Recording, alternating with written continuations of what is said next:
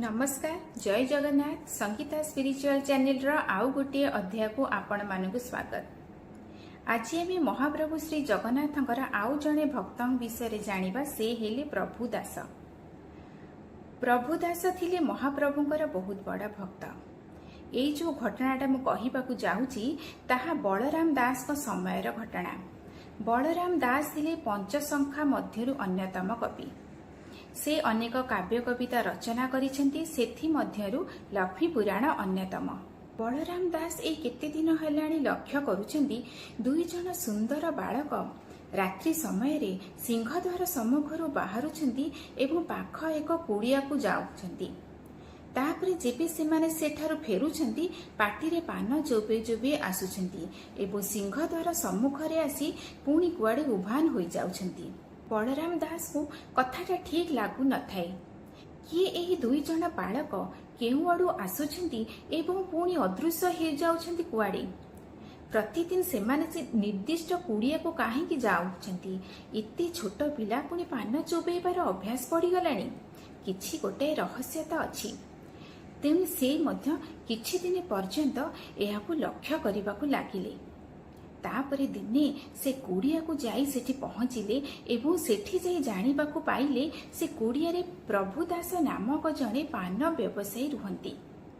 प्रभु श्री जगन्नाथ थिले प्रभुदासंकर आराध्य देवता। से प्रभु श्री जगन्नाथ मन प्राण दे भल पाउथिले।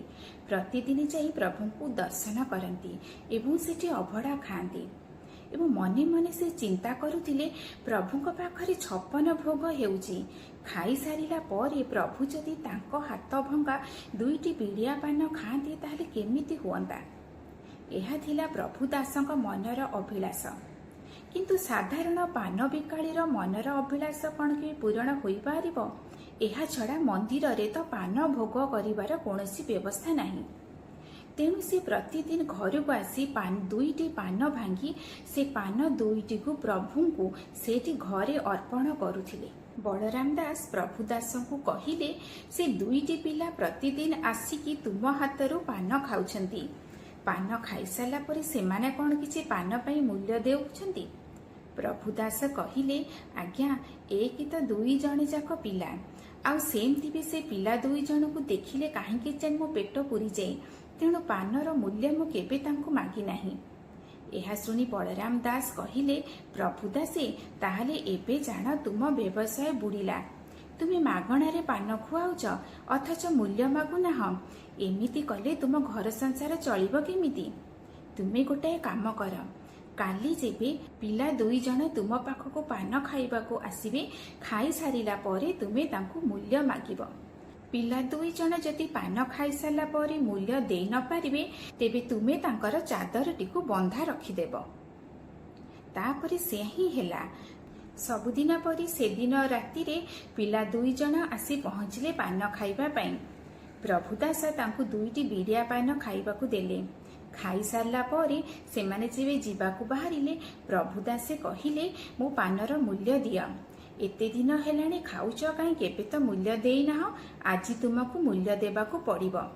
एहा सुनी बालक दुई जण कहिले आम पाखरे तो वर्तमान एबे किछि नाही। काली जेबे आमे आसीबु आसिला बेले मूल्य नेइकी आसीथिबु। प्रभुदास कहिले ना ना ये केमती संभव? मते कौन मूर्ख बोली भाविलु कि? काली जदि तुमे न आस मते ठकी देई जिवो ताहाले मु कोन करिबी? मु मूल्य केउठु पाइबी? तुम कथारे मोर भरोसा पाऊ नहीं कि विश्वास मध्य आसु नहीं। तुमे गोटे काम कर, तुम देहरे पड़िथिबा चादरटीकु एइठी बंधा पकई देई जाओ। काली आसिले मूल्य देई चादरटीकु नेई जिवो। एहा सुनी बालक दुई जण परस्पर को अनाई हसिले। तापरे कहिले ठीक अछि, चादरटीकु रख, आमे काली आसी मूल्य देई चादरटीकु नेई जिवो। एहा कहि सेमाने चादरटीकु बंधा पकई देई गले। तापर दिन सकाळ हेला। श्रीमंदिर जेबे दुआर खोला हला देखागला प्रभु श्री जगन्नाथ एवं श्री बलभद्रंक कांधरे पड़िथिबा चादर नाही। एहा देखि सेवक माने आश्चर्य होईगले। अरे कबाट तो बंद थिला, बंद कबाट भितर चादर कुआड़ी उभान हेला। श्रीक्षेत्र सारा चहल पड़ीगला। प्रभुଙ୍କ श्री बड़सिंहार बेशर चादर गायब हो जाइछि। एक कथा जे ଗଜପତି ମହାରାଜ ପ୍ରତାପରୁଦ୍ର ଦେବଙ୍କ ନିକଟରେ ପହଞ୍ଚିଲା। ଗଜପତି ମହାରାଜ ସେବକମାନଙ୍କ ଉପରେ ସନ୍ଦେହ କଲେ। ତେଣୁ ସେ ନିର୍ଦ୍ଦେଶ ଦେଲେ, ଯେଉଁ ସେବକମାନେ ସେଦିନ ରାତିରେ ବଡ଼ସିଂହାର ବେଶର ଦାୟିତ୍ୱରେ ଥିଲେ ସେମାନେ ସମସ୍ତଙ୍କୁ ରାଜନଅରକୁ ଡାକି ଆଣ, ସେଇଠି ତାଙ୍କର ଦଣ୍ଡ ବ୍ୟବସ୍ଥା କରାଯିବ। ବଳରାମ ଦାସ ଏସବୁ ଘଟଣା ନିରୀକ୍ଷଣ କରୁଥାନ୍ତି। ତେଣୁ ତାଙ୍କର ଯୋଜନା ମୁତାବକ ସେ ଯାଇ ପ୍ରଭୁ ଦାସଙ୍କ ଘରେ ଯାଇ ପହଞ୍ଚିଲେ। ଯାଇକି ତାଙ୍କୁ ପଚାରିଲେ ଯେ ବାଳକ 2 ଜଣଙ୍କ ଠାରୁ ତୁମେ ଚାଦର ବନ୍ଧା ରଖିଛ କି? ପ୍ରଭୁ ଦାସ ଚାଦର 2ଟିକୁ ଦେଖାଇ କହିଲେ, ବାଳକ 2 ଜଣ ଏହି ଚାଦର ବନ୍ଧା ପକାଇଛନ୍ତି। ରାମ ଦାସ ଚାଦର ଦେଖି ଆଶ୍ଚର୍ଯ୍ୟ ହୋଇଗଲେ।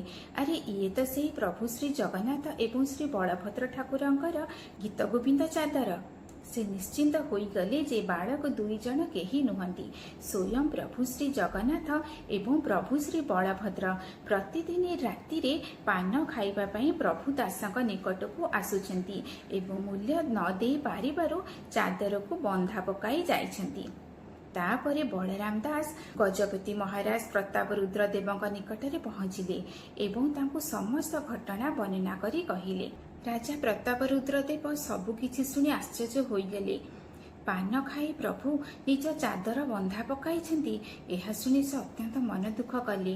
ତାପରେ ସିଧା ଯାଇ ସେ ପ୍ରଭୁ ଦାସଙ୍କ ଘରେ ଯାଇ ପହଞ୍ଚିଲେ। ପ୍ରଭୁ ଦାସ ମହାରାଜାଙ୍କୁ ଦେଖି ଭୟଭୀତ ହୋଇଗଲେ। ତେଣୁ ସେ ଆଗତରା ମହାରାଜାଙ୍କ ପାଦ ତଳେ ପଡ଼ି କହିଲେ, ମଣିମା, ମୁଁ ଚୋର ନୁହେଁ। ପ୍ରତିଦିନ 2ଟି ବାଳକ ମୋ ପାଖକୁ ଆସି ପାନ ମାଗନ୍ତି, ତେଣୁ ମୋର ଏଥିରୁ ଭୁଲ କେଉଁଠି ରହିଲା? ପାନ ଖାଇସାରିଲା ପରେ ସେମାନେ କେବେ ମୂଲ୍ୟ ଦିଅନ୍ତି ନାହିଁ, କିନ୍ତୁ ମୁଁ ମୂଲ୍ୟ ମାଗିବାରୁ ସେମାନେ ତାଙ୍କର ଚାଦର ଗୋଟିକ ବନ୍ଧା ପକାଇ ଦେଇ ଗଲେ। ରାଜା ପ୍ରଭୁ ଦାସଙ୍କ କୋଡ଼ିଆରେ ଠାକୁରଙ୍କ ଚାଦର ଦେଖି ଭାବ ବିହ୍ୱଳ ହୋଇପଡ଼ିଲେ। ତାପରେ ସେ ହାତ ଯୋଡ଼ି ପ୍ରଭୁ ଦାସଙ୍କୁ କହିଲେ, ପ୍ରଭୁ ଦାସ, ଧନ୍ୟ ତୁମେ, ଧନ୍ୟ ତୁମର ଭକ୍ତି। ତୁମେ ପ୍ରତିଦିନ ନିଜ ହାତରେ ପାନ ଭାଙ୍ଗି ପ୍ରଭୁ ଶ୍ରୀ ଜଗନ୍ନାଥ ଏବଂ ପ୍ରଭୁ ଶ୍ରୀ ବଳଭଦ୍ରଙ୍କୁ ଖୁଆଉଛ। ଆଜିଠାରୁ ତୁମର ଭକ୍ତି ଭାବର ନିଦର୍ଶନ ସ୍ୱରୂପ ପ୍ରତ୍ୟେକ ଦିନ ରାତିରେ ପ୍ରଭୁ ପହୁଡ଼ ଯିବା ପୂର୍ବରୁ ପ୍ରଭୁଙ୍କ ନିକଟରେ ଶେଷ ଭୋଗ ଭାବରେ ତୁମର 2ଟି ବିଡ଼ିଆ ପାନ ଭୋଗ କରାଯିବ ଏବଂ ସେହି ଦିନଠାରୁ ପ୍ରତ୍ୟେକ ଦିନ ରାତିରେ ମହାପ୍ରଭୁ ଶ୍ରୀ ଜଗନ୍ନାଥଙ୍କ ପାଖରେ ବିଡ଼ିଆ ପାନ ଲାଗି ହେବାର ବ୍ୟବସ୍ଥା କରାଗଲା। ପ୍ରଭୁ ଦାସ ପହଡ଼ ନାୟକ ବା ବିଡ଼ିଆ ଯୋଗାଣିଆ ଉପାଧି ଲାଭ କରି ମହାପ୍ରଭୁଙ୍କ ନିକଟରେ ବିଡ଼ିଆ ସେବା କରିବାର ଅଧିକାର ପ୍ରାପ୍ତ ହେଲେ। ସେହି ଦିନଠାରୁ ତାଙ୍କର ବଂଶଧରମାନେ ଆଜି ପର୍ଯ୍ୟନ୍ତ ନିଷ୍ଠାର ସହିତ ସେହି କାର୍ଯ୍ୟ ତୁଲାଇ ଆସୁଛନ୍ତି। ଆଶା କରୁଛି ଆଜିର ଭିଡ଼ିଓଟି ଆପଣମାନଙ୍କୁ ଭଲ ଲାଗିଥିବ। ମୋ ଚ୍ୟାନେଲକୁ ଲାଇକ୍, ସେୟାର ଏବଂ ସବସ୍କ୍ରାଇବ୍ କରନ୍ତୁ। ରହୁଛି। ଜୟ ଜଗନ୍ନାଥ।